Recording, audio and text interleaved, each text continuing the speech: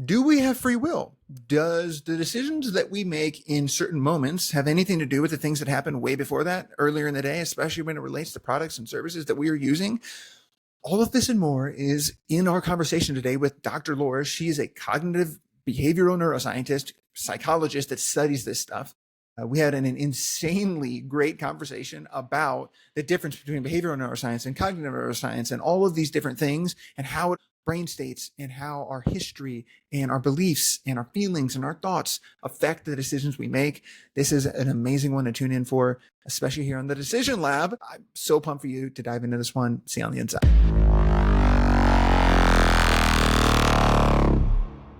Hi. What is up, people? Welcome back to the Decision Lab. Today we're talking to Dr. Laura, personal friend of mine and a behavioral neuroscientist. She's hopping on. There's tons of misinformation in this world in relation to psychology, neuroscience. Dr. Laura is going to help us talk about it. Welcome to the pod. Thank you, Cody. I'm super excited to be here and for the conversation today. Heck yeah, I'm pumped. So let's talk behavioral neuroscience. What does it even mean to be a behavioral neuroscientist? That is a great question. The way I would distill behavioral neuroscience is basically trying to understand the things that are happening in our brain that drive our behaviors. Because I always say everyone has a brain, whether or not they use them is their choice, but our brain is being used in everything that we do. Everything, every action, every behavior, every decision, it arises from the brain. And behavioral neuroscience really, at its core, is really trying to understand what are those kind of default things happening again in the brain when it comes to our decisions, behaviors, etc. So trying to understand a foundation for a lot of us default to certain behaviors, and it's because evolutionarily we were built to be this way. So when we understand these kind of default methods by which we make decisions, we engage in behaviors, it helps us understand as people who are product creators, marketers, as someone who's an instructor in a class, whatever it may be, having the knowledge of the kind of default things that are happening in the brain that lead us to make decisions and experience the world really and tell ourselves stories about the world, etc. When we understand that from a root neuroscience perspective, it helps us create better experiences and products and marketing messages, etc.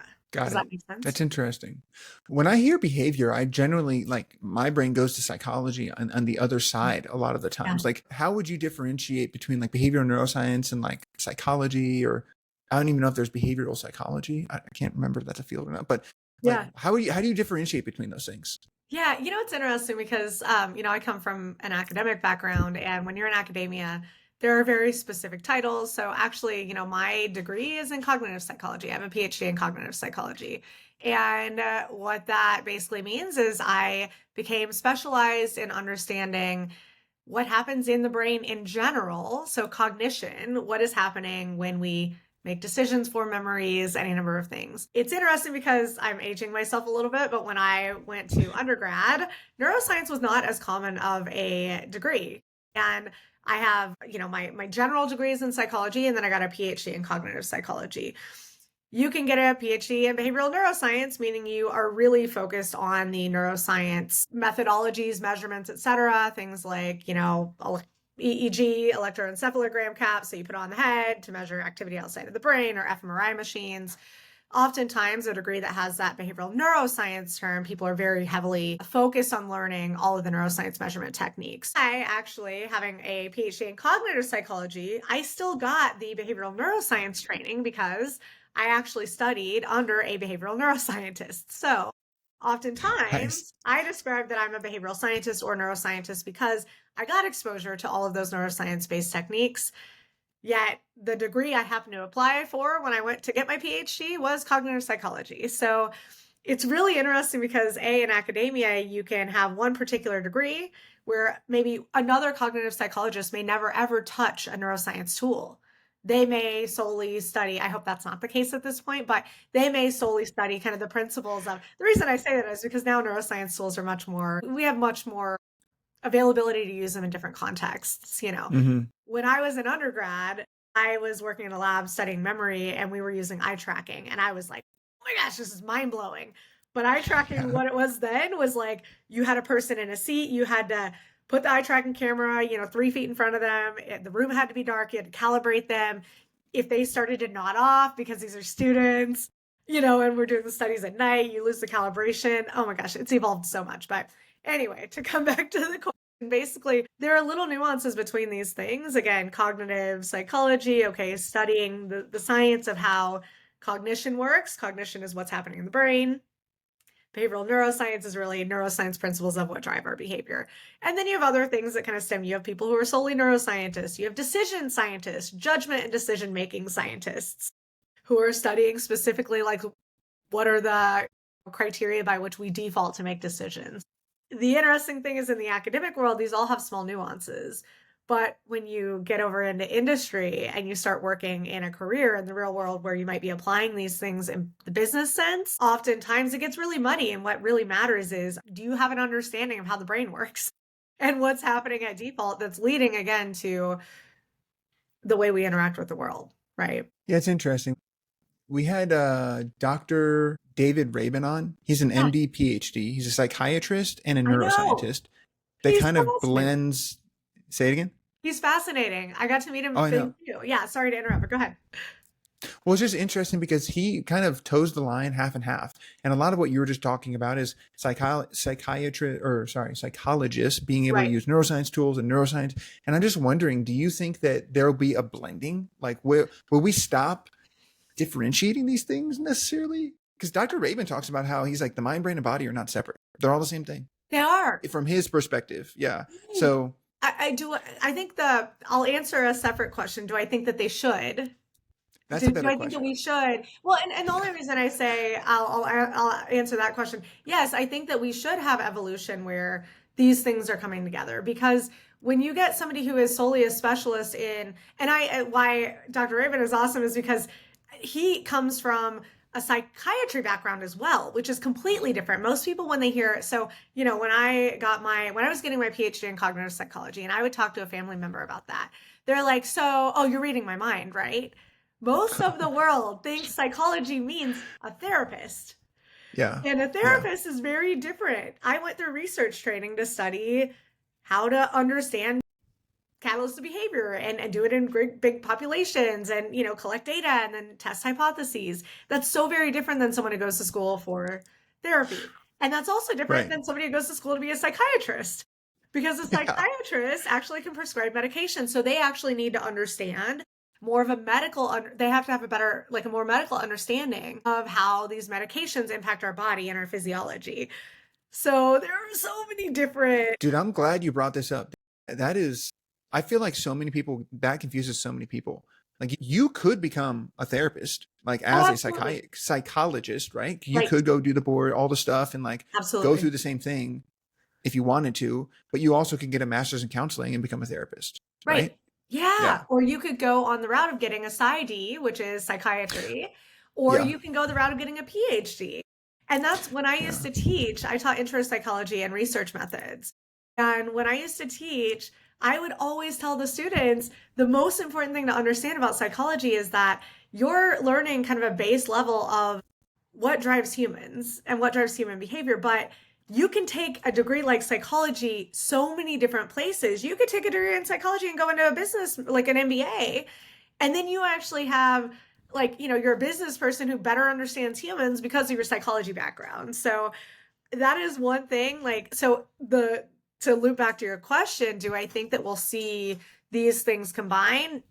No, because schools make money on having all these different, and this is kind of a systematic thing. Do I think that they should? Yeah, at minimum, I think that there should be cross collaboration between Mm, different degrees because one of the other challenges is, so I'm lucky that when I was in graduate school, I was graduated from a lab that was very interdisciplinary. So we had cognitive psychologists, social psychologists, we had education majors, we had art majors, we had economists. I mean, we had people across the board. that's And awesome. having those different perspectives are really important because it allows you to challenge each other in the way you think and to bring in different concepts from different disciplines. And so Mm, that's why I say I think that we should have this kind of combined, or at least something where we're encouraged to look at other kind of fields. And the same should be true for academia and business, by the way. We should yeah. absolutely see more marriage between, like, there's so many people who are in academia who never even think about business. And there's so many people who are in business and are like, academics. No, I don't want anything to do with that. These things should be like, there should be cross conversation. These things should be feeding each other, because that's how we learn and evolve, and we get smarter, and we can deliver better experiences for humans and live in a better world. So, sorry, Yeah, I I digress. agree. It's interesting you mentioned that, because I literally the other day went to coffee with a financial planner. He's a newer financial planner, Yeah, like a wealth manager guy. And he was talking about how his firm is putting him through a course right now on how family history and family psychology and family baggage and trauma and money stuff yeah. can affect how people want to invest, or how they talk about money, or how to have a conversation with different people differently. I'm like, bro, what? That is the coolest financial firm I've ever heard of. If they're training their advisors like that, I can't remember the name, but that's cool. And I mean, all businesses should do that. I like, it's Yes. so interesting because, um, I'll talk to people about, like, when we go, I've done a lot in the psychological safety space. And when you think about psychological safety, which is the extent to which I have comfort and confidence in this conversation and an experience in the workplace, what I explain to people is we don't leave that part of our brain at home. And our psychological safety is not only impacted by what's happening right now around us, it's happening by the current state of the world. It's affected by our history, what has happened recently in our lives. I Mm, spoke to a woman who, I work for a company that measures psychological safety. And I spoke to a woman who said, I was with my son a couple weeks ago, and my psychological safety, I don't understand, it was really low. Well, this is after she had been telling me that she'd lost her mom 6 months before, she'd had to move homes, all these things. And I'm like, we don't leave these things at the door. Just like when we're making a financial decision, we don't leave our family history and our life experiences at the door when we walk into a financial advising conversation, right? I come with the fact that my parents weren't great with money. My parents didn't talk about money with me. I didn't have good modeling. And so mm. I wish every company was so thoughtful, especially with something like that, where you might need some education ahead of time. Imagine if we did this with students coming into school, right? Dude, Like a couldn't student agree who's never more. taught how to sit and focus in the right ways. Yeah. So that's Yeah. awesome. That's amazing. Yeah, it was cool. So, Yeah. all right, interdisciplinary to the moon. Yeah. That's awesome. We're here for that. What about, speaking of interdisciplinary, what would you say your expertise are? What was your specific research background, if you will? Just give us the lay of the land. Yeah. I mean, it really, it was nonlinear and also very, I would say, interdisciplinary. My Hell journey, yeah.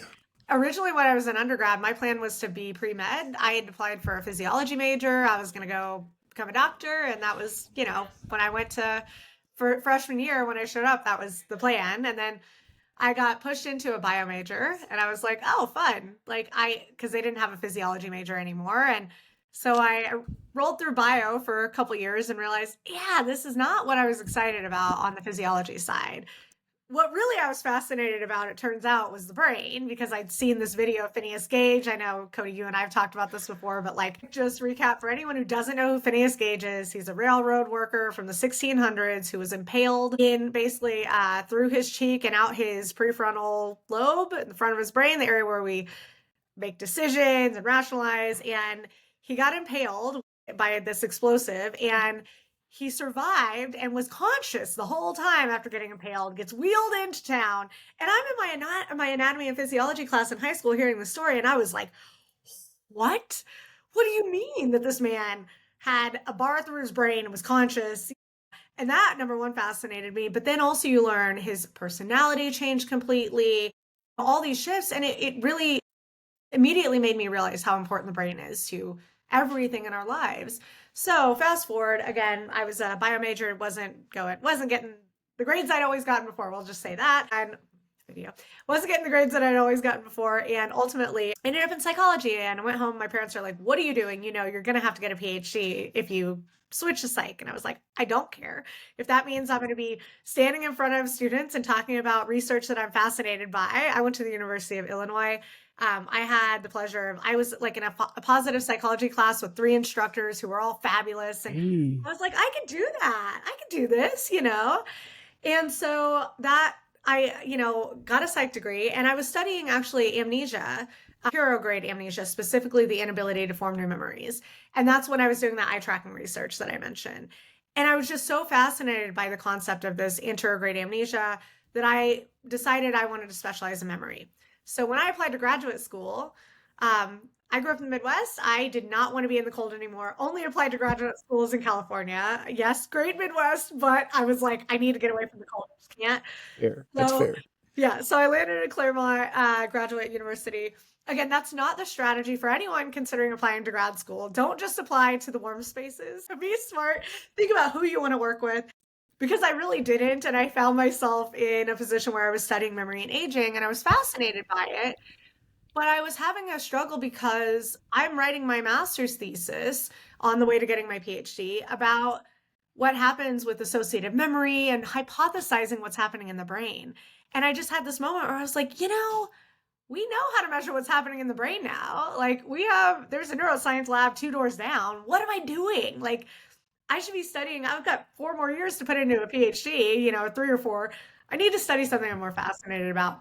And I just happened to, a couple days later, go to a lunch and learn where there was a professor there talking about his research and the fact that he's measuring decision making and social behavior. And he's doing it by doing blood draws, and he's looking at hormone change before and after these experiences. And I ran up right after the lunch and learn, and I was like, this guy's name happened to be Dr. Paul Zach. And I said, Dr. Zach, I'm doing a master's right now, and it's great, but I don't think I can spend another, 3 years on this. And your work sounds fascinating. I got to get involved. Like, how can I? And he's like, well, come to a lab meeting. We have them every, Monday or something, and see if you like it. See if there are topics that interest you, and then we'll talk. And I did, and the rest was history. Let's go. Yeah, it was amazing because, again, talk about interdisciplinary. So that's the lab where we had people from all backgrounds, but also we did very interdisciplinary research. It started with a lot of game theory, which is behavioral economics. And Paul's like a behavioral neuroeconomist, meaning he wants to understand specifically economic and social decision making, but looking at it from the lens of economics. So we used game theory, which are these kind of decision models and decision making games.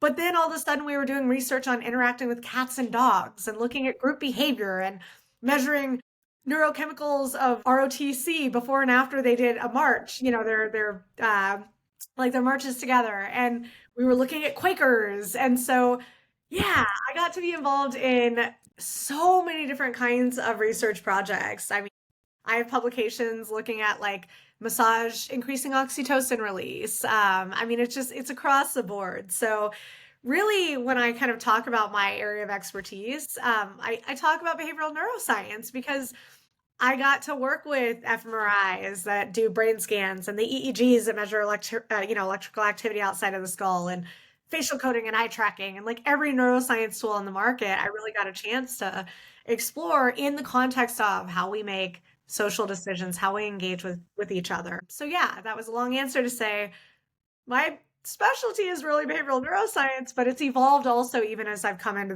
my career, I would say, over time. Right.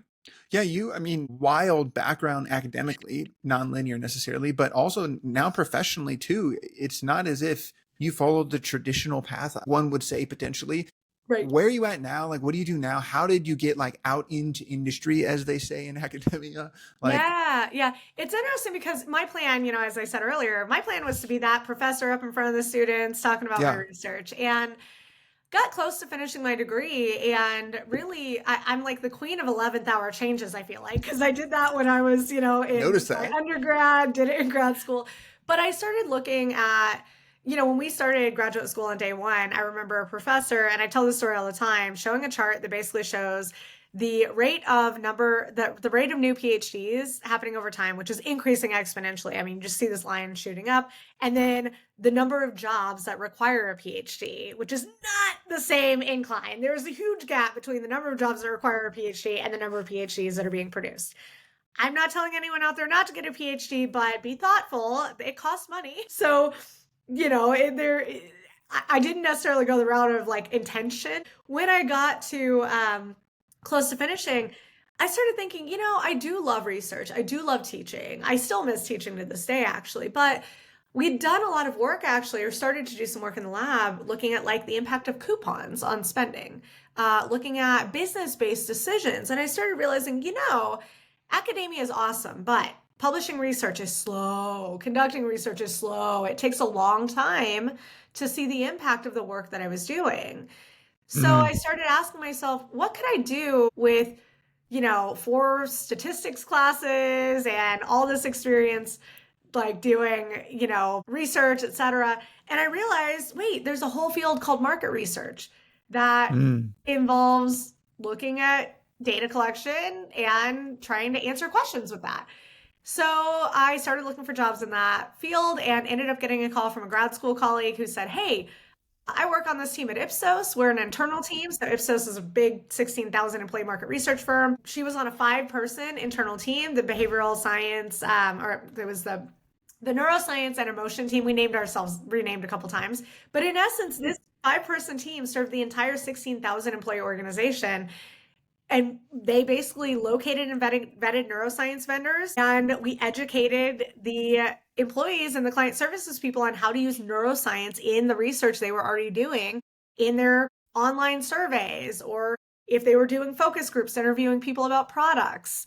And so I got to basically bring all this experience from graduate school into a new field where I understood research, but it was different. There was a learning curve, certainly. But it was a nice way to kind of bring my own unique knowledge in and then also have an opportunity to learn really, really quickly. That was kind of where it started. And then from there, I went into more traditional market research for a couple years, went back to teaching for a couple years and was consulting with research. And then I got a call from my grad school advisor and he said, hey, all that work that you were doing in graduate school, we actually are creating a company that is using some unique research that involved trying to understand the extent to which someone is having an experience that it's meaningful enough that they're going to act on it. It's like, we're going to turn that research into a company and we want you to come on board. And he said, we don't know what we want you to do, but we know that you know enough about the science.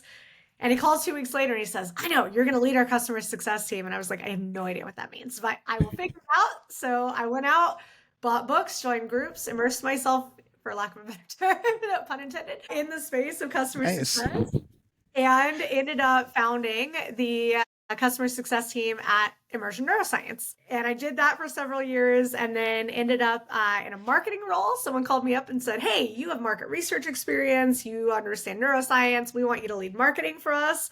Small startup, which was a delivery startup. Did that for a couple years and then ended up getting a call back from Immersion saying, we miss you, come back and lead marketing for us. So did that. So I kind of went all over the board. Yeah. No, it's been crazy. Like, I feel like you glaze over the fact that Immersion Neuroscience literally is in the business of like predicting human behavior, which is kind of freaking crazy when you think about it. Could you touch on that a little bit and some of like, because that sounds impossible. Like you were just talking about how people will say you're a psychologist, you could read my mind. Immersion straps a freaking biometric device on, or 6 Immersion, whatever, straps these biometric and can predict your some emotions. So I would love to just double tap on that quickly before we dive into marketing stuff. Yeah. So part of the end of kind of the last couple of years when I was in graduate school, we actually had gotten a grant to see if there was a way that we could actually measure the release of oxytocin without having to stick someone with a needle. So I mentioned, when I first met Dr. Zach, all his research was focused on doing blood draws and measuring hormones that also present as neurochemicals in the brain. What happens up here also happens in the body. So typically we co-release these neurochemicals and circulating hormones. So we had been measuring that using blood draws. And we actually discovered that when a person releases oxytocin during an experience, that is a signal that that experience was meaningful enough that they're likely to act on it.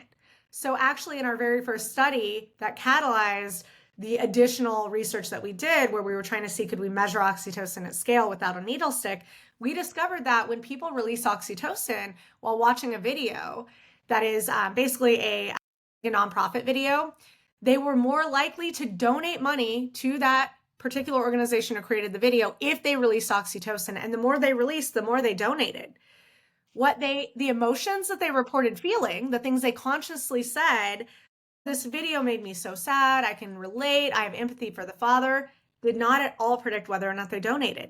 Because our emotions, our feelings, the things that we're aware of consciously, happen after our brain experiences something. And our Mm. brain experiencing something and releasing that oxytocin happens automatically and unconsciously. And that's what allowed us to figure out, wait a minute, we can actually measure oxytocin, and when it releases, it's a predictor that this was meaningful enough that I'm likely to act on it. So then when we discovered that, we spent 2 years, really more than that, but trying to figure out and map whether or not there was something we could measure that signaled oxytocin was releasing without that needle stick. And what we discovered from all our research is that actually, when the brain and body release oxytocin, it causes very subtle, nuanced changes in the way that the heart beats over time. It's not about faster or slower, but really what happens, and I know, Cody, you talk a lot about the vagus nerve, oxytocin releases, binds to the vagus nerve, which then actually changes the patterns of our heart's rhythm. So fast forward at Immersion Neuroscience, actually, we have the capacity to be able to passively measure through something like an everyday smartwatch, passively measure these small nuanced changes in heart rhythm. And it allows us to know in real time the extent to which an experience is emotionally resonating with someone. How much is that connecting with them in a way that it's likely to drive them to action, create long-term memories, etc., encourage them to recommend something. And so that's where Immersion Neuroscience sweet spot is. And that's where, I was able really, again, to kind of bring that science knowledge. But then over time, talking with businesses, brands, and realizing we can't communicate this like we communicated it back in academic days. We got to find a way to talk about it that still is true to the science, but that your average everyday Jane can understand it. Right. Yeah, no, I love that. Speaking of which, you mentioned something interesting, like their conscious experience or conscious like ability to communicate what they were feeling was different than what was happening inside of them. Like, I don't know that many people understand the difference between a feeling, an emotion, an affect, I don't even know what other words there might be, but how do you delineate or differentiate between all of those different things? Yeah. I love, first of all, if for any listeners who are nerds, go find Dr. Lisa Feldman Barrett's episode of the Hidden Brain podcast. Cody knows I recommend this to everyone because I'll put it in the description. It's a really good one. I love Dr. It's great Barrett. because awesome. Dr. Barrett does Feldman Barrett, I guess I should say, does an exceptional job of explaining the difference between emotions and feelings. And that podcast title is called Where Do Feelings Come From? I will, again, not to age myself, but when I was first teaching intro psychology back in like 2008, and even today, I would say we probably still we have a better understanding of how emotions and feelings work. But I remember teaching intro psychology and basically saying, hey, we have 3 models of emotions and we really don't know which is right. We know which one is probably more likely to be right, but we just don't know. And now we have so much more research and, understanding of, again, how the brain works, et cetera. But anyway, I love her, the way she recounts things, because what she basically explains. So first of all, the thing to understand is that we are no better able to understand how our brain is processing an experience in real time than we are our liver, right? When you eat lunch or breakfast or whatever it is, and I have to give credit to that. That was not my statement. It comes from the CEO of Immersion. So I think it's a good one, the CEO, Scott Brown.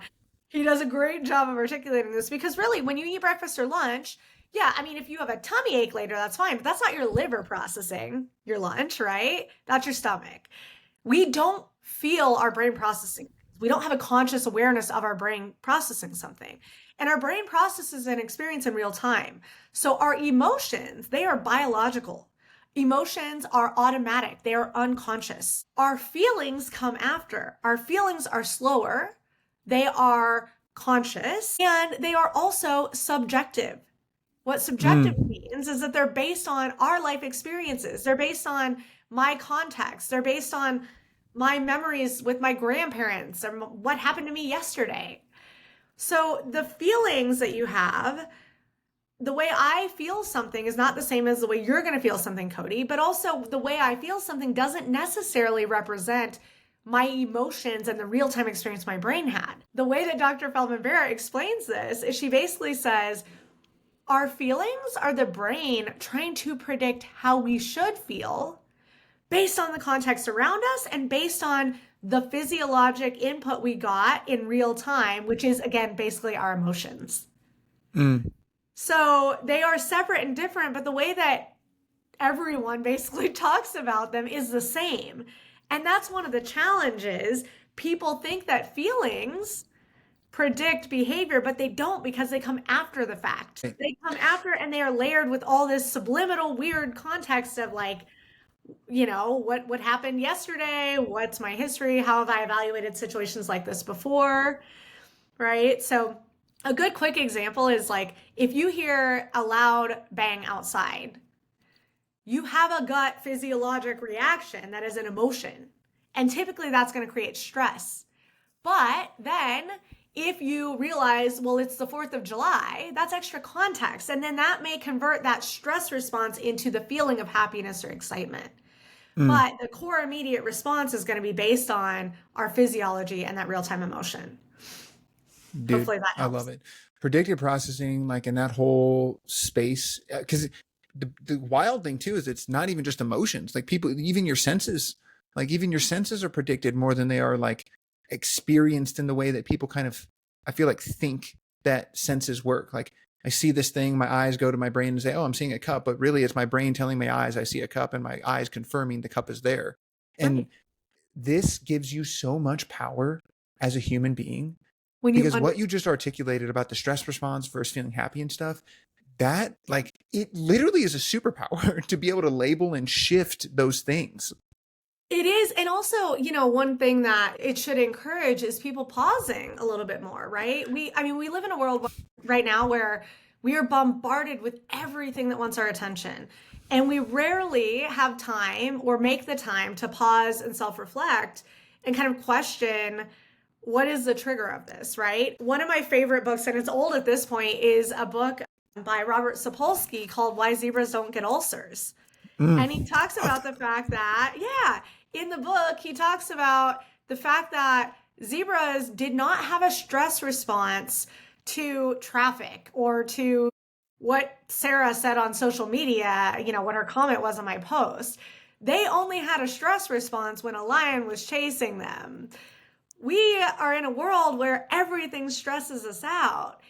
And we default to these patterns. We wake up in the morning, we start thinking about work and what we need to do. That's a horrible pattern. It leads us into this, sets our day in a different way than if we wake up and think about what we're grateful for, or if we actually pause and meditate or something like that. So I completely agree with you, Cody. It's like understanding this about the brain as a hack. Yeah, go ahead. Is there something in, like, Jeff Bezos famously has that interview where someone's like, well, doesn't this stress you out? Doesn't that, like, isn't this like, how do you not get freaked out by this and overwhelmed? And he just kind of is like, yeah, I don't believe in stress necessarily. I don't look at stress that same way necessarily. Is that him subjectively observing the experience of stress, but framing it differently and it actually not affecting him in the same way physiologically? Like, because the zebra doesn't get shit. It's only stressed when the lion's chasing it. If we didn't view, or if we had a way of pausing and not viewing all of the stuff that's happening all the time as not stressful, and we could label it different, would that change how we experience it and like physiologically how it affects us? Absolutely. Yeah, because what happens, in the brain is that we have this kind of default network, right? And I like to give the example. We have our co-founder at Immersion, Dr. Jorge Barraza, is like the epitome of calm, and he is one of my best friends. And I'm happy for him, but sometimes it makes me crazy that nothing seems to stress him out. And I'm sure that's not true, right? He has 4 kids, but I feel like he's a case where some people, I think, are really lucky in that they, for whatever reason, don't have that like immediate stress activation. However, that doesn't mean that you don't have control over it, right? So what happens typically when we're children, traffic doesn't stress us out unless we hear our parents stressed out in traffic. We're not born with this tendency. We're not born to worry about what Sarah says on social media about us, right? It's learned observed behaviors, and this creates these connections in the brain that cause default activations. The more that an activation happens, it strengthens a connection and it makes it more likely for that connection to activate, basically. So, okay, this neuron fires and then it fires and fires these other neurons, and then I continue on that path and I don't pause and say, wait a minute, I shouldn't let traffic create this level of physiologic arousal for me. I need to pause and say, okay, yeah, this isn't great, but instead of reacting and screaming at other drivers, I'm going to put on a podcast and I'm going to intentionally focus on that podcast. Or I'm going to think about the things I'm happy for, the grateful for, whatever. It's recognizing those moments when that activation happens and someone cuts you off and you feel your blood pressure rise and then you immediately start screaming at them and then it makes you drive differently. It's taking that moment to say, okay, I feel my blood pressure rising. That was frustrating, but I'm not going to let it flip me into this angry, continuing to cascade mode. Instead, I'm going to take a deep breath. I'm going to count to 10 and I'm going to think about what I'm happy about. That breaks the activation. It's like dominoes. It breaks the domino effect. And you're basically pulling out one of those dominoes or two of them. And then next time that one domino ticks over, it doesn't create that same cascade of stress hormones, et cetera, because you've created a stronger path in this other happier flow, if that makes sense. Yeah, So dude. you can absolutely retrain yourself. And I absolutely think he might be a case where he's lucky like Jorge and he was born without having that tendency, or also wasn't maybe raised in an environment where people were reacting to stress.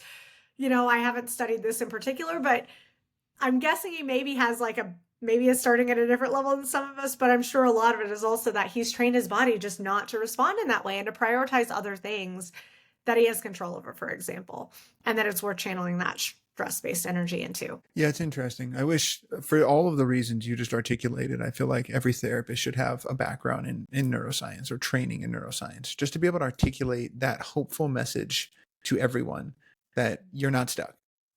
I mean, the number of times I talk about cognitive behavioral therapy and the principles of it is absurd. But the reason that I talk about it so much is because it starts with focusing on how do we do repeat behaviors that retrain us to not go to activate these default networks. And that doesn't just have to be cognitive behavioral therapy. That can be applied through art therapy, through any other number of things. But to your point, Cody, and I will say one thing that makes me a little crazy is seeing when there are these therapeutic techniques that are in no way founded in neuroscience, because there's not to say that they don't have any bearing, but at the same time, you run the risk of not treating the core problem, right? And it's like a Band-Aid that works for a little while, and then all of a sudden, Dude, I see this a lot in the delineation between a trauma-informed therapist and a trauma therapist. Yeah. And the difference between there is trauma-informed CBT or cognitive behavioral therapy, for example, Right. which is trauma-informed, but Right. doesn't necessarily mean it is a trauma therapy. Right. Which like a IFS or EMDR or SMAC experiencing or DBT or not DBT, DBR. Yeah. And it's just, yeah, I agree with you. It's really hard. And it's hard too, because I have friends that are guys not just guys, but you're not necessarily seeing guys like, oh, I'm signing up for therapy all the time. But No, I talk I about just my heard a blog about therapist this. and I talk about, I have a therapist and all this stuff. And so guys around me end up saying, well, maybe I'll check out therapy. And then they come to me, a couple have come to me and like, well, I tried and I went to this thing and I was trying to talk about this like trauma thing. But they just kind of sat there and talked and we didn't really, not all therapists are do. equal. You have to find not only the methodology, to your point, Cody, but also not everyone vibes the same. You can't, you don't, maybe some people do, but it's rare you marry the first person you date, right? You gotta test it out. You gotta see if there's a good, yeah. I agree. That's what I tell them too. And I give them the little education on trauma informed versus trauma therapy and kind of help them point them in the right direction. So I agree 100%. It comes back to what you were saying, even about the financial planner, right? The more context you have to whether you're the person treating or the more context you have for how to help in these particular examples, because the way in which you want to approach somebody who has dealt with trauma is going to be different than somebody who hasn't, right? So like you said, having that layer of understanding is huge, and it allows you to be more empathic. It allows you to spend more time focused on the right things, and again, when we coming back to in this day and age where everything is bombarding us for our attention. But it's interesting, given that we're filming this in November and it is Movember, obviously. I actually just literally wrote a blog on this. It's interesting because if we think about that, male, oftentimes there's stigma around mental health and going and seeking it out. That's true, and but with males and females, but particularly with males, it does seem like my hope is that with the evolution of more online based therapies, like maybe it will get easier to try different things, because I also realize it's a time investment, right? And when it's already scary, and when you already are like, yeah, I don't know, I'm going to do this because my friend Cody told me, and then you go and you don't have the best experience, or it doesn't tick that need, you run the risk of somebody saying, well, I tried it and it didn't work, so I'm done.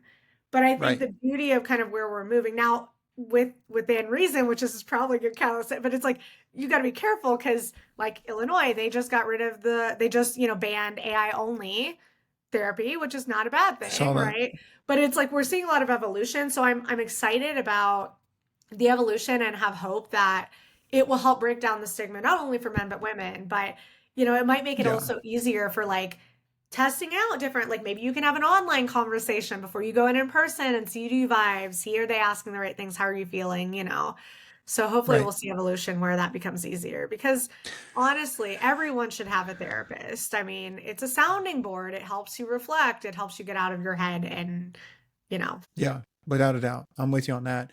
All right. Small pivot, still yeah. in the relations of like decision making and things. I'm curious, before we dive too far into consumer behavior and things like that, I am curious. You mentioned Robert Sapolsky. Another book that Dr. Sapolsky wrote was Determined, which love that. I love that book. It's a I don't know very, if I've very actually read convincing it. I book. should consider that. No, it's okay. But he makes essentially throughout the book the claim that free will does not exist and backs it up with 800 pages of scientific support and research and evidence and things like that. And so it's like, I want to ask you about consumer behavior and decision making and like how companies do. But if we think of like the basic axiom, like, do you believe in free will? Do we get to choose our emotions if we can't even label them correctly when oxytocin was released and all this stuff? Like, Yeah. do you have I a love thought on this that? question. I love this question. I think it depends on how we define free will, right? I think the way we have Fair. defined free will and the way that many of us think of free will is, you ask me right now, do I want to do something? And I can freely decide whether I want to do it. Our brain is calculating decisions all the time without our conscious awareness. And there's tons of data and research out there to show that. Yeah. And if you think about that particular data and the data that shows that our decision is made before we're consciously aware of it, that, of course, does not necessarily support free will, quote unquote, in the way that it is defined by our society and in the way that many of us think about it. But having said that, saying that free will doesn't exist implies that that there is this, like Sapolsky, the title of his book implies, that there's this predetermined path for us and everything is set, which I don't believe in at all. So we can change the way that we react to things. Our brain decides by default that I'm going to, because I've been doing this, I haven't been mindful and conscientious of the way I react while I'm out driving, and my brain clicks and defaults into, because it's easy. Our brain is a lazy organ. Our brain weighs 3% of our body's weight, but it uses 30% of our body's resources. It wants to conserve those as much as possible. And that's also why our brain is making decisions as easily as possible. And this all comes back to behavioral neuroscience and these like default principles by which the brain makes decisions. So again, to kind of loop things out, we talked about the fact that we can change our behaviors and decision-making patterns with effort and energy, but we have to be conscious of it. We have to be aware. We have to put effort into it. That is the free will part. We can change the way that our brain defaults to making decisions. We calculate, even when we make a hard decision, while our brain may have come to it before we're consciously aware, we still control the inputs that are coming in. Now, there may be some unconscious things that are biasing us in certain ways, but, if I'm debating buying a car, I go out and I gather all this data, and some of that, now, I don't always, unless I have a table, I don't always consciously determine the weight of all these things. But like, it's not predetermined that I'm going to go out and buy a Tesla because I'm never buying a Tesla. No, I'm all for electric cars, but anyway, that's not for this. But my brain, like, that wasn't predetermined. And actually that's evolved over time, because I might have said I would 5 years ago. Our things change, the context of our life changes. there's a lot of conversation about synthetic data right now. I think synthetic data is horrible when it comes to research. Synthetic data is basically like you're taking existing, and maybe good for certain circumstances, but like the concept behind this is you take existing behaviors and actions and try to predict how people are going to act based on new contexts. That's hard. When you have a new context, it completely changes, it flips the script. So that's a long answer, as many of mine tend to be, to say, I do believe that we have the power to change things, and that side of quote unquote free will, yes, we have the will and ability to change things over time. But in the spur of the moment, there's all these things that are happening behind us that we're not necessarily aware of that are guiding our decisions. And so we may not be as consciously making those decisions as we believe we are, but it doesn't mean that, in my view, that our path and our lives are predetermined and will absolutely be a certain way. If we pause, slow down, and are intentional about how we provide this feedback, then yeah. In reaction to the book, there have been people, there's all sorts of different camps, and like free will at the edges, essentially, like with conscious, effortful thought and like that kind of stuff is like one of those camps. It sounds similar. I feel like I fall pretty closely to that as well, like free will at the edges. I don't ultimately think that we have the free will that we think we do necessarily. I do think, though, it's a great delusion. I think it is, believing that we have free will is better than believing that we don't for our mental and emotional health overall, which he kind of admits to in the book as well. So it's interesting. Okay.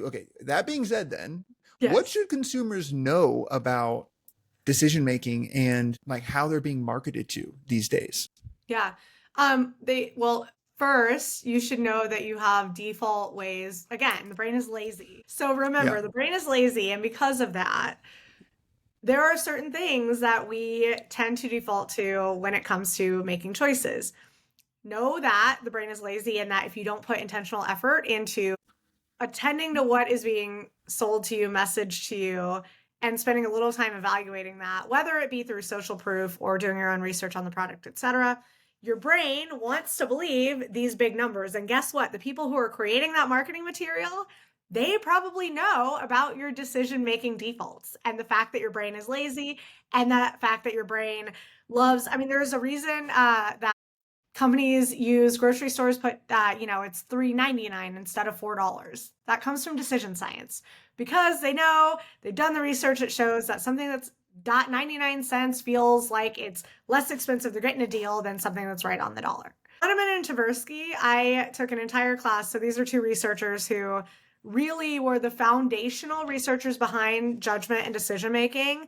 And they really advanced our understanding of how people default to decisions. They talk about anchoring, for example. So if you're negotiating, where you set your anchor, set it higher, because ultimately people end up going to the middle anyway. There's just things that our brain defaults to because it's easy and it doesn't take a lot of thought and calculation.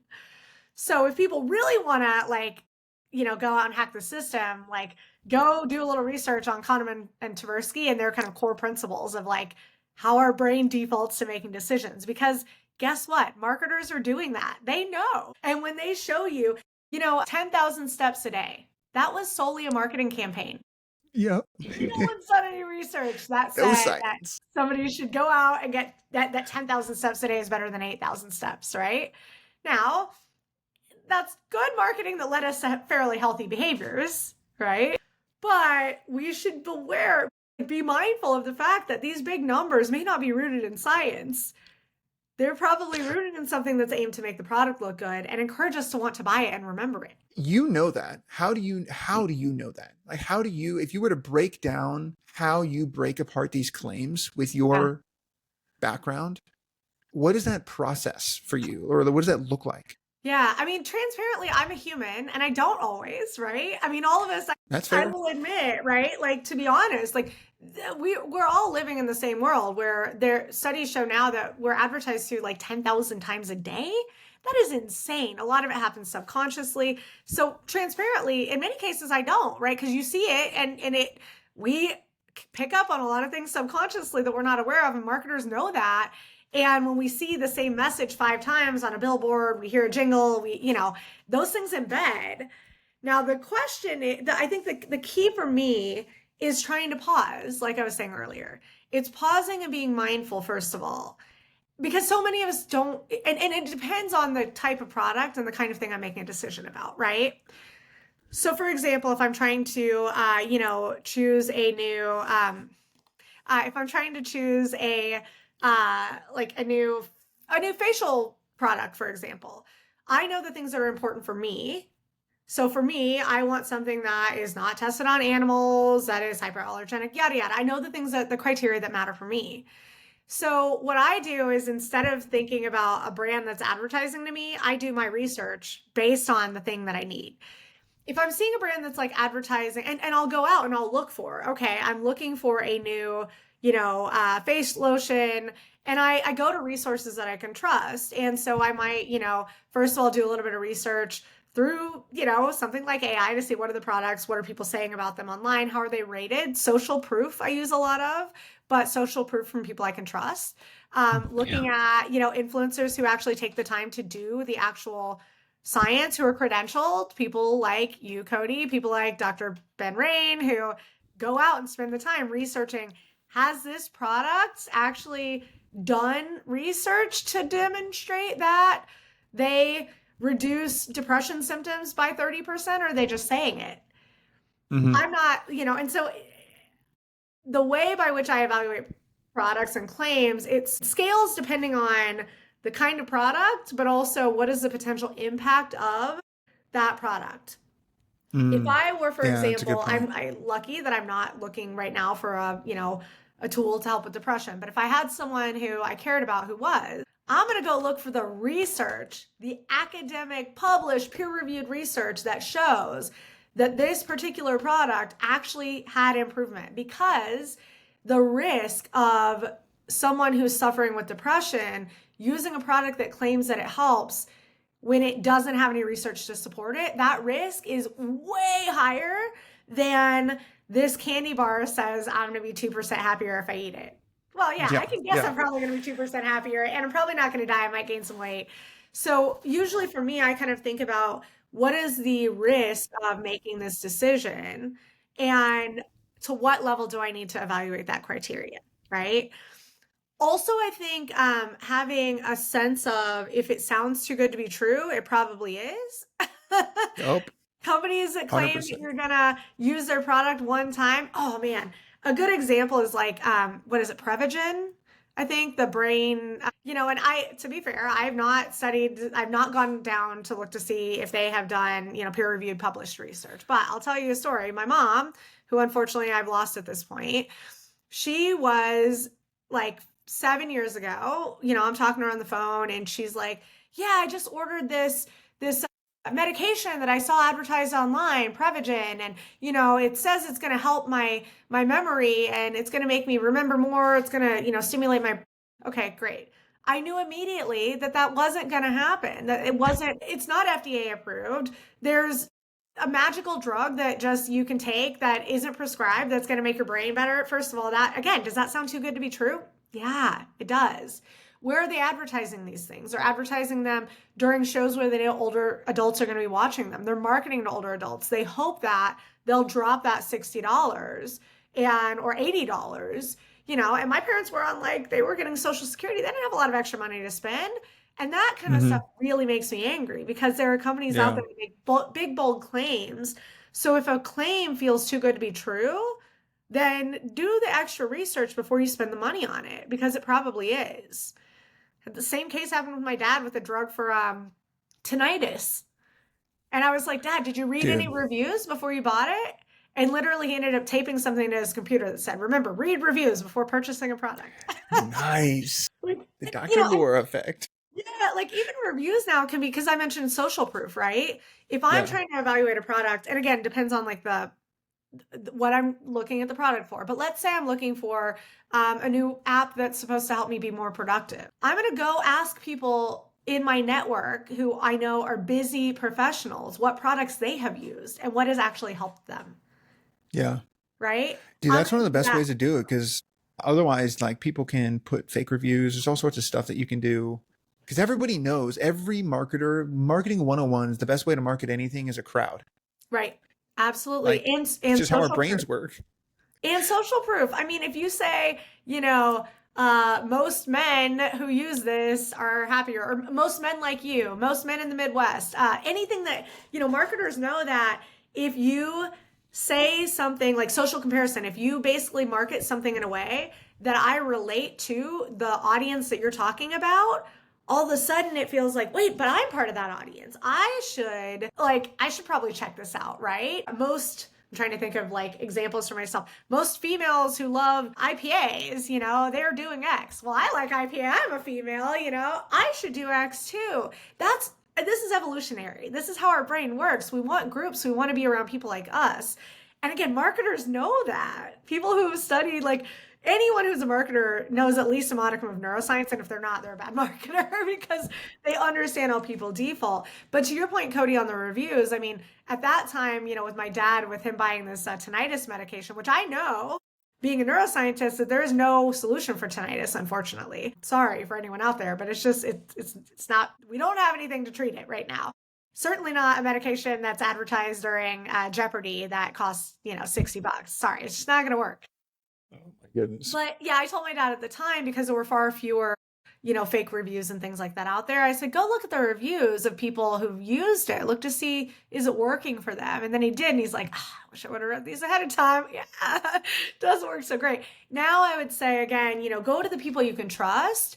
Go and ask people who are like you, who may be using similar kinds of products. But then also you can do a layer of like looking into reviews. I wish I had I'm sure there are also better tools out there now for getting more accurate reviews. I don't have any recommendations for them right now, but yeah. Perplexity is a really good one. I don't know if you've ever used that, but Perplexity is a great. Perplexity. Yeah. Yeah. Well, and that's Yeah. the other thing. AI-based tools are great for doing research like that, where you say, like, so Perplexity AI is, a tool that you can have go do the research and say, hey, give me, I want to see 5 examples of productivity apps that have been evaluated and rated highly. Give me their worst reviews too, so I can see, because that's the other thing I like to do, is I like to look at the negative reviews. Mm-hmm. Yeah. Right? So how is this going to help me? But also, what are people hating about it? Are there side effects? Are there, and again, this depends on like what product are we thinking about? What's the, potential impact? I'm curious, if do you ever look at the like base science as well? Because like let's use like red light as an example, right? Mhm. There's tons of red light products that use photobiomodulation research that Mhm. is using light in a lab setting that's 10,000 times stronger than the product you're getting in the packaging or whatever. Yeah. And that there's a gap there in between what someone's getting in the box when they order it versus what research says. Like, and there are ways to look at baseline research that you know about, I know about, but maybe Yeah. the average person doesn't. Like, is that something you also do, is kind of look, well, what is the claim they're making? What does the research about general photobiomodulation say? Okay, if it's skeptical or sketchy for general lab-based photobiomodulation, then how on earth is this consumer grade product that's weaker? Like, do you ever do that? What I usually care more about, and so, I mean, the short answer is like, yes, I will go to academic research, right? But what I typically want to see more than, it depends on the product, but what I typically want to see more than the foundational research, I want to know that there's a there. But what I really care about is this thing that they've translated over time, right? It started with this base research, great. But like you said, Cody, if this has evolved into a product that is now being used in very different settings, I would also like to see that. What I care most about actually is that there's some research that product actually Exactly. having an impact. Because I always talk about, because I do a lot of consulting for research, for helping people think about how do I evaluate a product or an experience or whatever it may be. And really, you have to think about like the gamut of potential research. Academic research is like gold standard, lab based. You want to eliminate as many variables as possible that might have an impact on whether or not we see this, whether or not we can see if this has an effect, right? But then when we think about the real world, it doesn't happen in a lab setting. I want to know, will this treatment work when I'm not completely calm in a medical lab, where maybe not calm, whatever, but like, will it work when I'm out, switching between meetings, or when I'm like, packing up all my stuff for a business trip? Like, I need to know, does it work in real life? Because I don't live my life in a lab. So That's what research I care about most, actually. The core research can be interesting, especially if you think about things that are like more advanced therapeutic techniques, like PRTMS, for example, which I know that the research is there, but I'm still not like going to go out and like, I don't want my brain to be stimulated. It's fine. That's my, and again, I know it probably has. So like also there's this like, okay, to what extent, okay, this core research I realize is here, but also do I need it? Will it work for me? Because that's the other thing. A lot of Mm-hmm. academic research is done on, and medical grade research Yeah. is done on very Just reason. small, specific populations. Like Mm-hmm. the way in which we evaluate medications is horrible. We don't test medications on, and it's getting better over time, but like we don't typically test medications on like, people who range from 18 to 80. No, we're testing them on 18 to 25 and, healthy young people. Like it just, yeah. So I want to know, does it work? Does what you created now work for me in my current context in the real world? And that's the kind of study I want to see at the end of the day. Not to say the foundational is not Couldn't good, agree but more. yeah.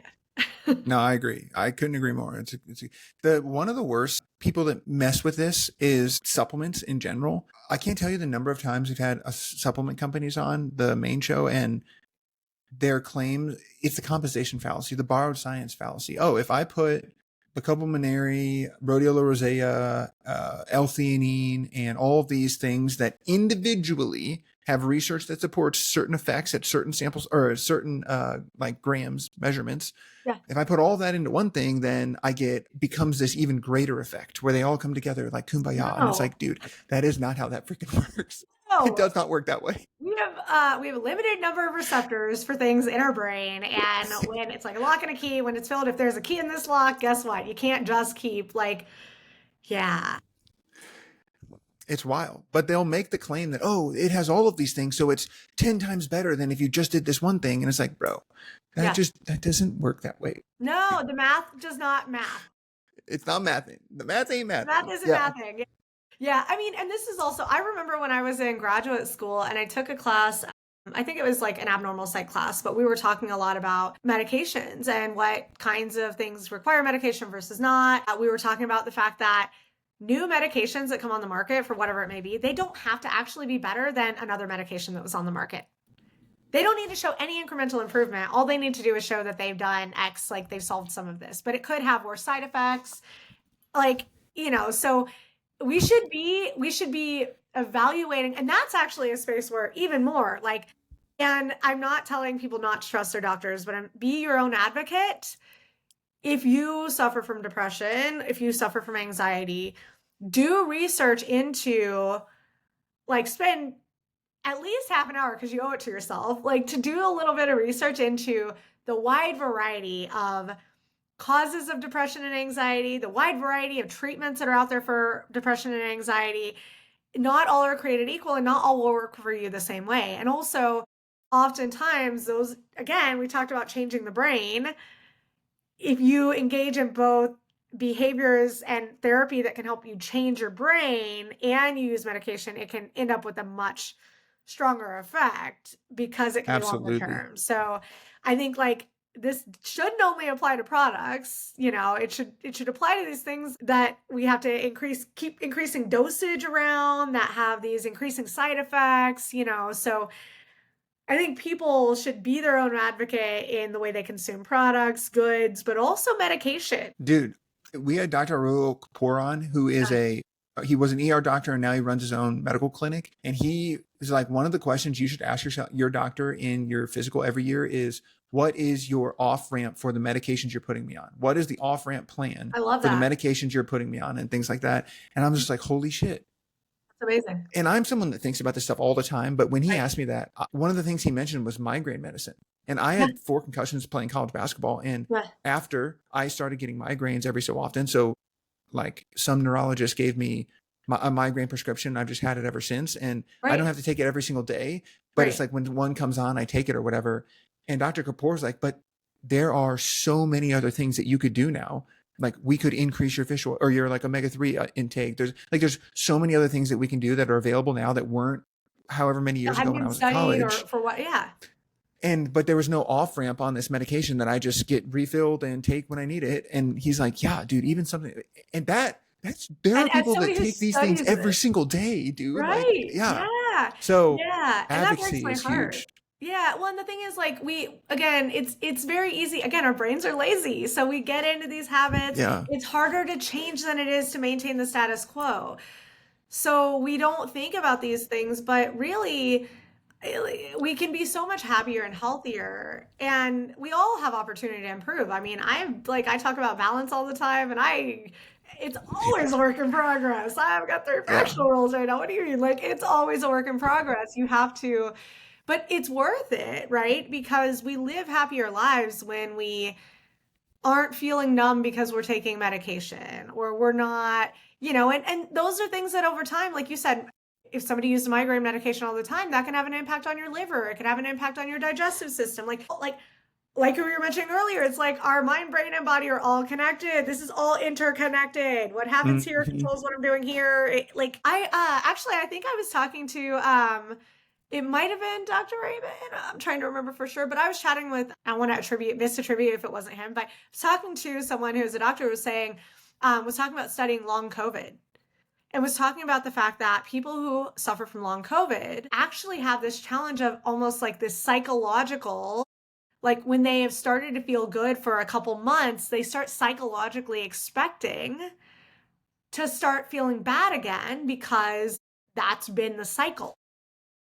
Oof. The psychology of expecting something bad to happen starts creating the trigger of these stress hormones that creates the autoimmune Hmm. response. These are default things happening in the brain that don't have to happen. They Yeah. defaulted that way over time because your body was experiencing that, but now it's like your body is literally attacking itself. And so again, if we all spent just a smidgen of time educating ourselves a little bit about like the things that apply to us. You don't have to know everything, but so my pitch for you, subscribe to Cody's channel and learn about the brain and the body and how it works. Let's go. But Yeah, no, honestly, I like, think it's interesting because the other thing we talked about here is there's a lot of data that's out there that we were talking about this before we went live a little bit. mhm, Uh, like something like Whoop. Whoop has millions of users, collects thousands of data points. I think right. I've almost done 2,000 recoveries on this thing. Yeah. Like, it has almost 6.5 years of so much data on me. It's crazy, but we don't really quite have a way to look at that data in a way that's like academic or sciencey or whatever. And I feel like there's a lot of brands out there, like Qualia is another one. Dr. Dan Party is the chief science officer over there, and he is phenomenal. They have an amazing way they do like preliminary research. They do like pilot studies and then clinical trials, and they have this whole process that they go through. But they are also a multi-million-dollar company, so they don't have the ability to or they have the ability to do some of that stuff. But Right. there are smaller consumer brands that also have millions, or maybe not millions, but even hundreds of thousands of users that are collecting data. I Right. feel like we need something to bridge that gap between consumer data and like academic hardcore research, like you were talking about. Yeah, absolutely. And I think again, there should be more conversation about this as well. But I do think, the how do I describe this? So the environment is changing for startups and for new products that are designed for consumers. Whether that be, I mean, maybe less in I know less about the CPG space, but if we think about like digital health, mental health or digital health and wellness products, it used to be 10 years ago, 15 years ago, if you had an idea as a startup and, kind of a concept, you could get funded. Well, now, and then it was, oh, well, show me you have users, show me that you have, people on the platform. And now, luckily, investors, stakeholders, payers, partners, are starting to look for that evidence. But to your point, Cody, it kind of begs the question, well, if I don't already have millions of dollars, how do I handle this, right? And actually, one of the fractional roles that I'm doing right now is creating marketing content for this company, FitMinded, which is literally a strategic applied science firm that is designed to help companies capture the right data at the right stage in ways that don't cost millions of dollars, right? So if you have a new AI wellness product, we're going to work with you to figure out at your stage what is the right data to collect right now that isn't going to break your bank, but that is important and shows the evidence of the impact you're having. And that is what, luckily, I'm thankful for, investors and, again, partners are starting to require. And because of that, the company is founded by Dr. Jen Huberty, who was an academic for many years, and then realized that there was an opportunity to bring academic research into industry in a way that doesn't break the bank, that doesn't always, you don't always have to have a randomized control trial where you pull in, 100 people who have this versus 100 people who don't, or, like it doesn't always have to be huge and complex. It can be the right level at your right stage. But if you're not looking at that data, that's a problem because you're doing a disservice to your users. That just made me think of something Yeah. randomly that you're the perfect person to ask. Is there a way to test for like a causal relationship without a randomized control trial? Like, is that possible? You're stretching my academic brain at this point on the spot. It's I'm just curious, like, yeah, because yeah. the causation versus correlation is like everyone can fucking say that, but no one really. Okay, but then what is correlation always bad to follow? If Right. there's a correlative relationship with anxiety decreasing, is that an okay indicator for me to try a product, or does it have to be causative? Then what is the bar for causation? Like, I'm just Yeah, curious about that. I think that's a challenge, right? And for listeners who don't know this story, right? Correlation doesn't equal causation. Just because two things move in one way together does not mean that one caused the other. For example, the what is it, like number of ice cream sales increases with shark bites. Yep. Shark bites are not causing ice cream sales, but you know what leads to both? Heat in the summer. So the idea behind this is, okay, if you have two things that move together, if I am using a product and the thing is eliminating, so I'm going to non-answer your question, but also kind of edge toward it, only because it's hard. It's a hard one. It is a hard one, and I do still. It's a challenge because I've worked many years in industry, but I still have that academic kind of hat. And I'm the person who's like, you can't prove anything. The word prove is not, but you can that obtain. got drilled into me so hard. You can't say the word I'm prove. like scarred. Yeah. Now. Me too. Right. I'm scarred. But I mean, saying there is proof around, that doesn't mean I proved it. Anyway, so there's some hedging on that. But I think that, if we think about eliminating variables, right? If I let's say that we take a mental wellness product, for example, and the study does a randomized sample. So we got a randomized sample where we're looking at, and when I say randomized sample, that means I'm gathering people who just happen to come to me. I guess the way I should explain this is you want a sample that's representative, actually, maybe is what I want. So representative means you have males and females. You have a variety of ages. So not randomized, but representative sample. Mm-hmm. So I've got a good mix of people who all come with different backgrounds and different experiences and their own variables that might differ, right? So if I look at a group of those people, and I look at another group of people who also have been, kind of randomly selected, they represent a lot of things, and those people aren't using the product, and these people are using the product, and they're, again, just these sets of random people. And I see that the people using my product are reporting better things than the people who are not, who are also just going along their day. That's not a randomized control sample. That means a randomized control sample means a person doesn't know whether they're getting the treatment, the product, or not, right? So there are certain ways where it's like you can do comparisons between people using versus not. And I think because you have a random sample of people with lots of different backgrounds, a lot of people, the reason the level of depression may vary for these people, the causes for the depression may vary in both groups, right? With the extra variables, it helps eliminate the need for that kind of randomized control trial and having that people don't know what they got. I also think you can do things where measure people before they get something and then measure people after. The problem with that is it could be a placebo effect, but you can then stop that and look to see does the benefit continue. So yeah, I think there are some ways. Again, it's a long answer. That's not an answer. It's so complicated and it's so. I will tell you though, and I want it to be easier for consumers. I know. But you know what I always say also is that having some data, putting in the effort to try to quantify the impact in some way is so much better than just saying, well, we have some user reviews that say they like it. So we're going to go out and say it's improving product perceptions it's improving wellness by X%. That's garbage. That is self-selection. Those are the people you're not seeing the people who are saying this is garbage because you're just looking at your positive reviews, right? So there's a 100% good way agree. to do things light and a bad way to do things light, and that's I think the core of it. So that again was kind of a non-answer, like to saying, can you truly determine causation? But I think to have a stronger confidence that there is an actual impact when we are claiming that there's one, like there are definitely light ways to do that that don't require a randomized control trial. Yeah, I think that's really interesting. Can you give someone, do you like, this might be wild to ask, but do you have any like causative relationships, like common causative relationships or common like a piece of science or a piece of research that is like there's a causative correlation between these two things that you just can think of off the top of your head? Well, I mean, I'm going to default to, I'm going to go to our kind of core science and immersion because I think that it's something I can Perfect. easily speak to. So when we did our first study, which I described earlier, which is looking at, people watching a video, and in that case, I didn't talk about the fact that we had a control trial, or I mean, it's a control group. So we had a test group who saw this video that was produced by the American Cancer Society, and we had a test group that saw the video that saw a neutral video, right? And then they went through everything else was the same. In that case, it is possible that there was something else that was happening other than just a release of oxytocin that was leading to this outcome. So it was still possible, even though we did the study, that it wasn't oxytocin that was the primary player, right?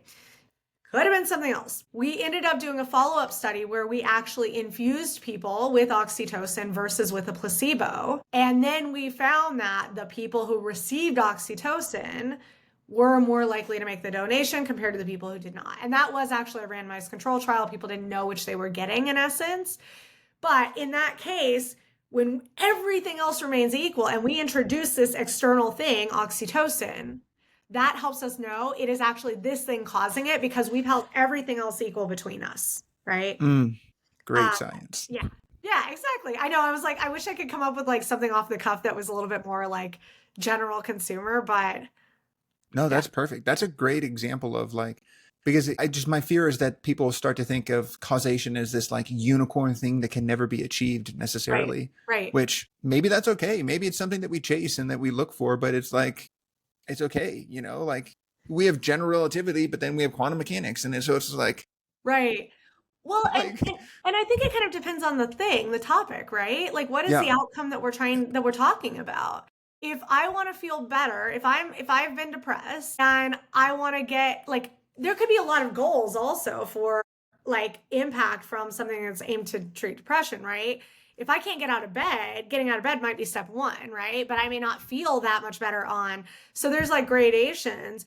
And if I'm suffering from depression and it's a combination of I know I'm using the app and I'm aware of it and I see pretty things, or I don't know, I'm mindful I'm doing something different during the day, and that's part of it. It's not necessarily the app, it's just doing the thing. Like, I mean, yeah, I'd want to know it's more that the app is contributing more to that, but also it's like, are you leading to the positive outcome? And Right. again, I think it's important to do research that shows that it is due to the product. But I think when we think about from a consumer perspective, or even just from, it's like, are we leading to the outcomes that we're promising that will deliver?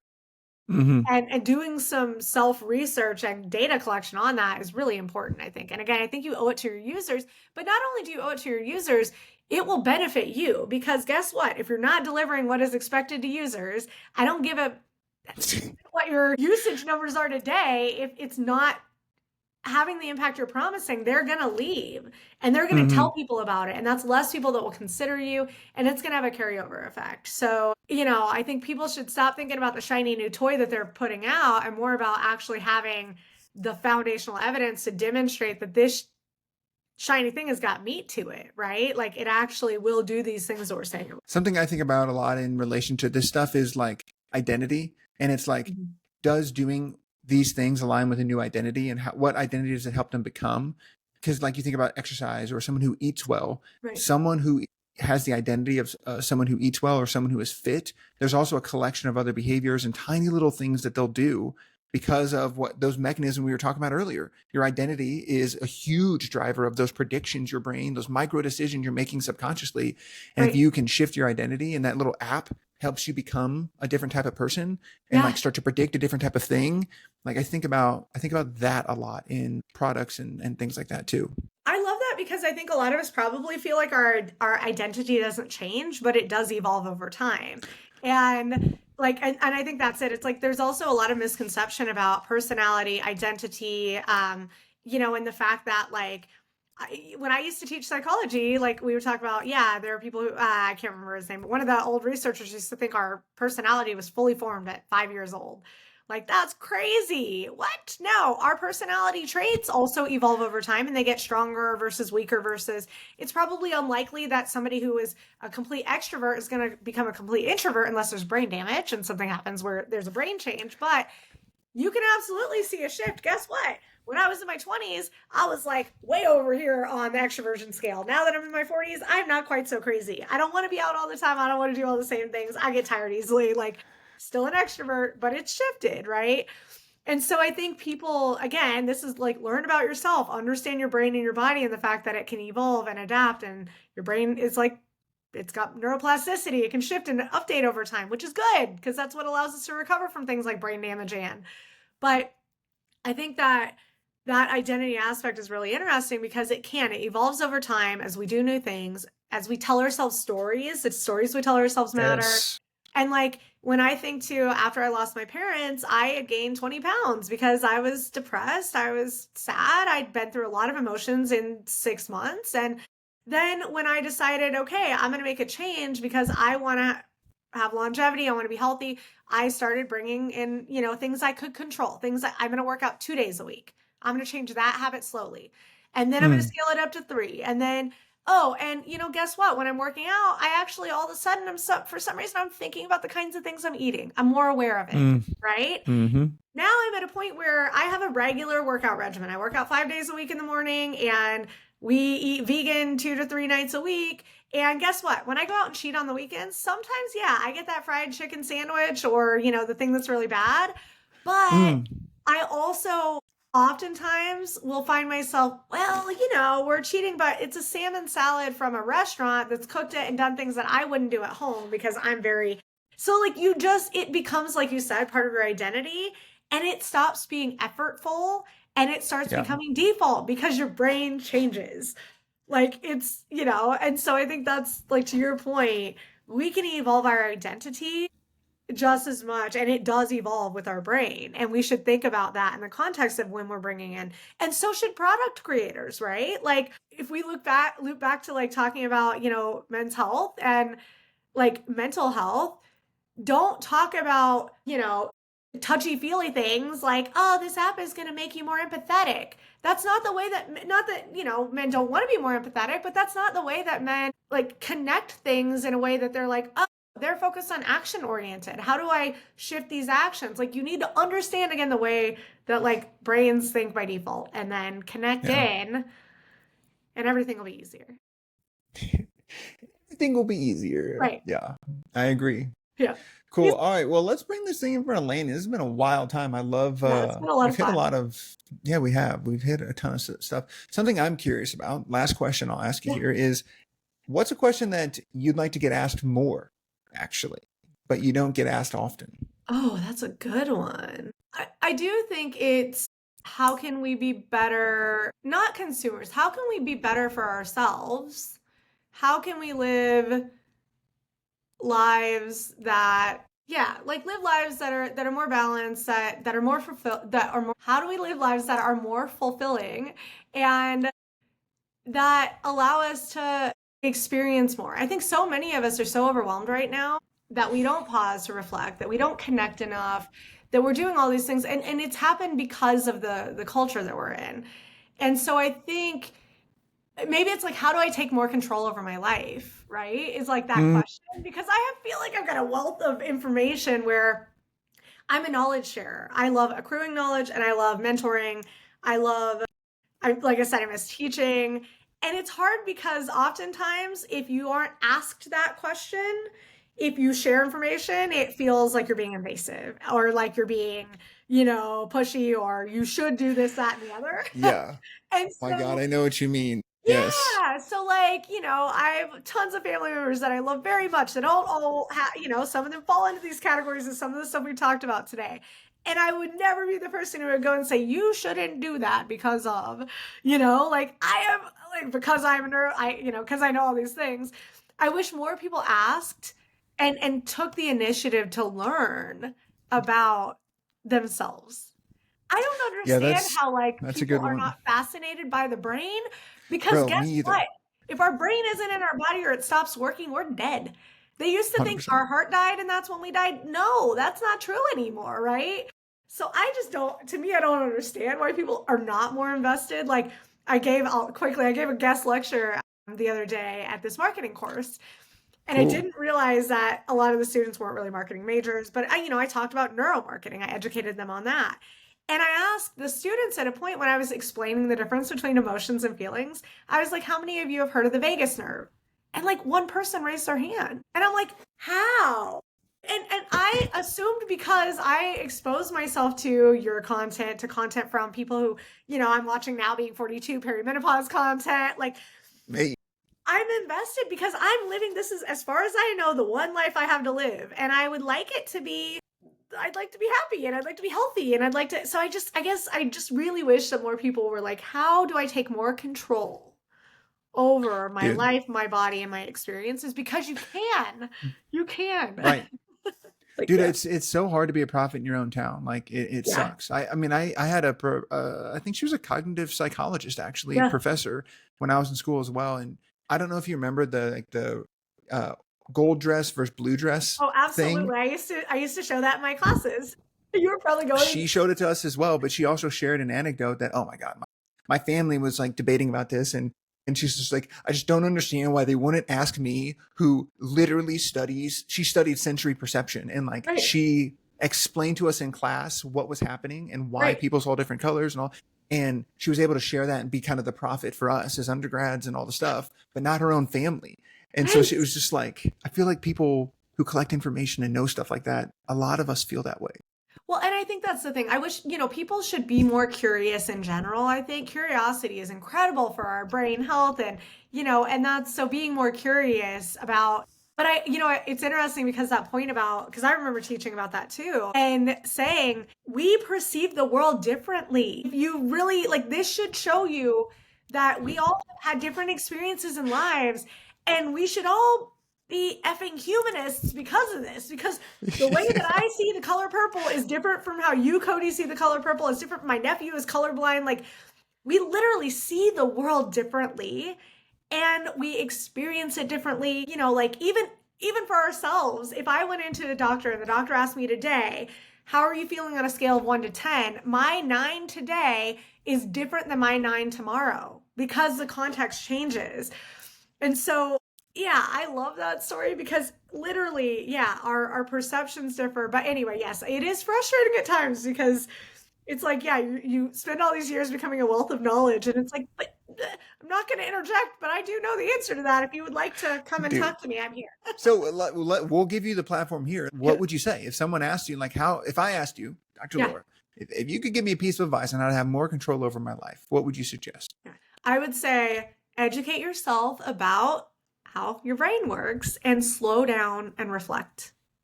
Slow down and reflect. And this is like me looking in the mirror too, because I do not do that enough. Mm-hmm. But when you pause and listen to podcasts about this stuff, hello, Hit shameless it. plug, but also Hidden Brain. I mean, be curious, go seek out information, get off the doom scrolling of looking at the new makeup line or, be intentional and curious and learn about your brain. Because the minute you start to understand your default behaviors, your default ways of making decisions, your default emotions or why you feel this way every time you think of X, the more you can take control and start to make changes in ways that lead to a happier life. So, Mm, curiosity, slow down, reflect, and learn about the brain, please. couldn't agree more. It's so funny you say that because I have sticky notes on my computer up here, and literally one of them is just be. That's what it says, just be. The Yeah. other one is stop, breathe, and be. Yeah. Like, and just because I study this stuff and I know this stuff, like I have to remind myself all the time as well. So We I'm all with you. need Like, that's great reminders. advice. Yeah, we all need and be also give yourself a little bit of of leeway. Be kind to yourself and understand that it's okay. It takes time to change. It takes time to, to adopt new habits, to get out of bad habits. So yeah, give yourself leeway, be kind. Something else you shared that earlier, you were talking about, you were explaining how our brains can change and things like that. I feel Right. like one of the biggest ways for people to take control of their life, like you're articulating, or I guess you demonstrated, is that they do have control, Right. like, and believing they do. And in studying neuroscience, like you're describing, they would learn that and they could see that. And so Right. I think that was a great insight you gave earlier. And when I say study neuroscience, I'm not saying go like take a neuroscience class. I'm not saying go read peer-reviewed published articles. Certainly do that. I mean, I'm not, there's nothing wrong with that, but it doesn't have to be that hard. Go listen to a couple podcasts. Again, this one, the Hidden Brain podcast. Follow people on social media who talk about these things. Do a little research to see are they credentialed to talk about these things, because there are a lot of people out there who aren't necessarily credentialed to talk about them. But yeah, like be invested in yourself. Yeah, I'm with you. I'm with you. You don't I'm with you. have to get a PhD in neuroscience to understand and learn about the brain and its ability to adapt and change, and you to take control of your life. The fun fact that my neuroscience professors would always talk to me about is the only organ that can study itself is the brain. And I love it's that. it's just a wild thing to think Very about, because meta. you're essentially telling people's brains to go study brains. Right. Exactly. Yeah. It's I kind of love cool. that. I've always loved that about brain Yeah. science. It's So very meta. it is. Sweetness. So talk to us. Is there anywhere people can find you or any place you want to send people directly? Yeah, absolutely. Anyone who's interested in chatting, connecting, you can find me on LinkedIn, Dr. Laura Beavin-Yates. That's really the best place to find me. And I invite anyone and everyone to connect. I love having conversations and meeting new people. And so, yeah, that would be the best way to reach out. Hell yeah, cool. And we'll put that information in the description as well, as always. So thank you so much for hopping on with us. I really appreciate you taking some time out of your busy day. Yeah, this was such a fun conversation, Cody, like it always is. And I hope the listeners agree. Hell yeah, I bet they will. Well, thank you so much, everyone, for jumping on here. If you love this No BS approach to science, make sure you hit the subscribe button and never miss an episode. If there's a brand or an expert you want us to chat with next, drop it in the comments or hit us up on Instagram. We love hearing from you. See you next time on the Decision Lab. Peace.